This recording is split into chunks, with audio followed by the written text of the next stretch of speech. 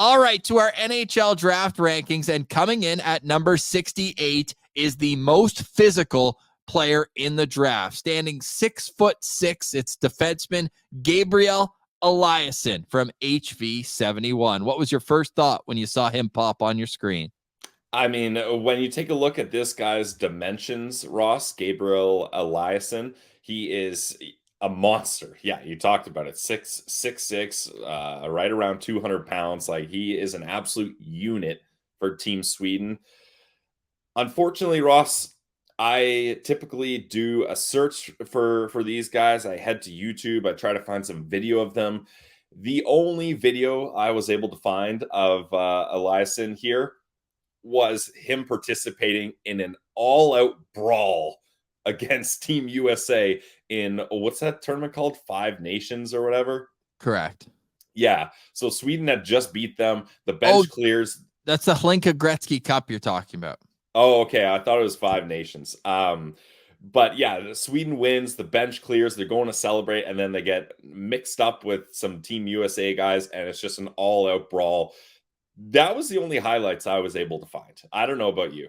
No, exactly. Everything I read about this guy too on every site, it's like this guy just kills people. He's a left shot defenseman and really doesn't do a whole lot else. Now, say something nice about Gabriel Eliasson, and that is he is basically the youngest player in the draft. He was born 1 week before he would have been eligible for next year's draft. So he's been always the youngest player at every level he's played at. And he's also had that major growth spurt where it can kind of mess up with your handedness or coordination and all that. So he's working through that. He's a good skater, I would say, not great from what I've read, but it's something where a team is going to see the raw tools and that mean streak that you can't teach, that Sens fans wish they could teach some of their players, where it's just like you go out with a mindset, kind of like last year's Brady Cleveland, who was like this.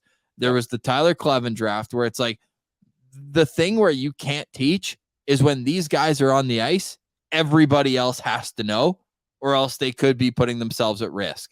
So he has that intimidation factor, but there's no way he's touching a power play. There's no way you trust him out there in the last minute of the game, because at least to this point, the deficiency in his game is that there's been a lot of turnovers and bad ones that lead to goals. And it's just not going to be good enough if an NHL team thinks he's going to be on their blue line one day. But the good news is you have an extra year basically to work with. And how many players can you mold that are already 6'6", 190 pounds at 17 years old? He's not going to turn 18 until September. Yeah, Ross, I'll agree with you. You don't need to teach him size. You don't need to teach him violence. You got to teach him every single other component of playing ice hockey. EP said he's constantly testing the limits of what he's able to do with cross checks, playing violently. That's why you see the 103 PIMs. There's probably another 50 PIMs that he barely got away with as well. EP calls him extremely raw, and Ross, in their article, they italicized and bolded extremely raw. So not underlined though? No underline. They didn't get the underline, but in case you weren't sure if they were emphasizing that, it is being emphasized. And they said, extremely raw, and areas of his game need a lot of imagination to see. Ooh. I've got from a scouting report here on Cap Friendly, funny enough. It goes simple with the puck, plays with edge, primary ice time is at even strength and penalty kill, very limited offensive upside. And that was clear in the U20s this past season, where he had 36 games with HV71's junior team, 1 goal, 6 points, -3, and 103 penalty minutes in 36 games. But as is told by Bob McKenzie's ranking, which goes and pulls scouts, he has him at 55. Now, is he a good second round pick? I would say no. But him having him at 55 to me says that he is on scouts' list as a guy to take a shot at in the middle rounds of this draft. He is. We've updated our rankings, by the way. McKean's has a top 96 out. We trust McKean's. They do great work. They are now part of our 7. Hockeyprospect.com just has a top 32 right now, so we'll add that once we get down there. But McKean's having him at 96 and EP having him off of their top 96.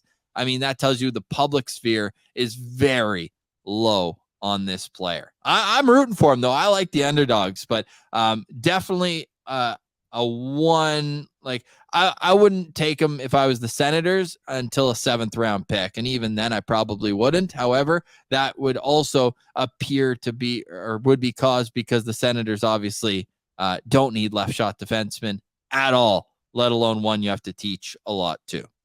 Ross, I'm very thankful that the Ottawa Senators scouting staff has moved on. Otherwise, we would have to circle and have a video pre-made for the Senators selecting him with their 2nd round pick. It's giving me Ben Roger vibes, which makes me kind of twitch a little and takes me back to not so good draft days where you and I are frantically trying to discover who these guys are that the Sens are picking.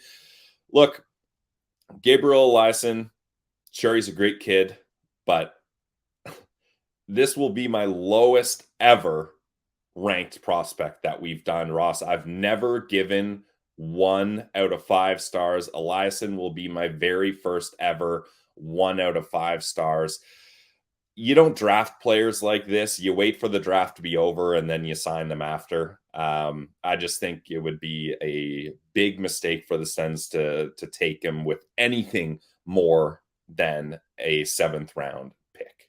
Eliasson is 68th on our NHL draft rankings, but because we've updated the numbers, he does have the lowest average value, 75.5. For more draft profiles, go check us out at Locked On Senators.